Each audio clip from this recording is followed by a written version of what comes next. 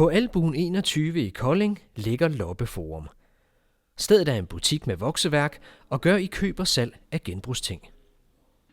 De har netop haft deres 1-års jubilæum, og vi har snakket med Hans Peter Theisen for at høre nærmere. Ideen bag Loppeforum er, at man kommer ind, og så kan man leje en stand, og så sælger vi tingene for folk og tager en lille kommission.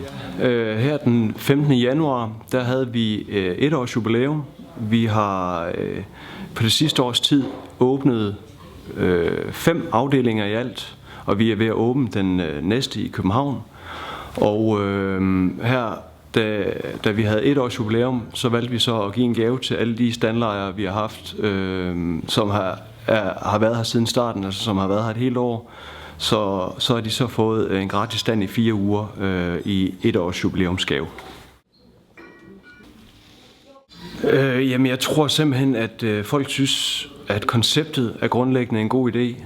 Der er jo en rivende udvikling inden for genbrug. Man ser de mere konventionelle genbrugsforretninger, altså Velgørenhedsrøde Kors og Mission Afrika, alle de her velgørenhedsgenbrugsforretninger. Så ser man loppemarkeder, og det her det er så nyeste skud inden for den her branche med genbrug, hvor folk i stedet for at køre på genbrugspladser eller tage ud på markedet og passe deres egen stand og skulle sætte en masse tid af på det, jamen så kan de komme her og egentlig bare fylde deres stand, og så sælger vi det for dem, og på den måde så behøver de ikke at bruge en masse tid på det. Så det her det er egentlig bare det næste skridt i en branche, som jeg tror er en rivende udvikling.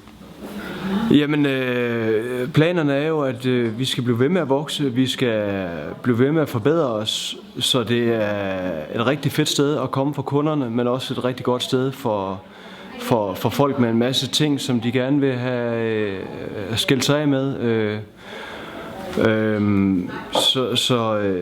Så planen er sådan set, at vores næste skridt det er så, at vi tager til København og åbner en afdeling derovre, som bliver sådan lidt af en anden karakter, hvor det bliver meget, der bliver en afdeling med meget dyre ting, så en masse små ting, dansk design, porcelænsfigurer, vaser og sådan nogle ting, som turister de kan have i deres kuffert, som de kan tage med, når de kommer forbi deres cruisers eller cruisebåde.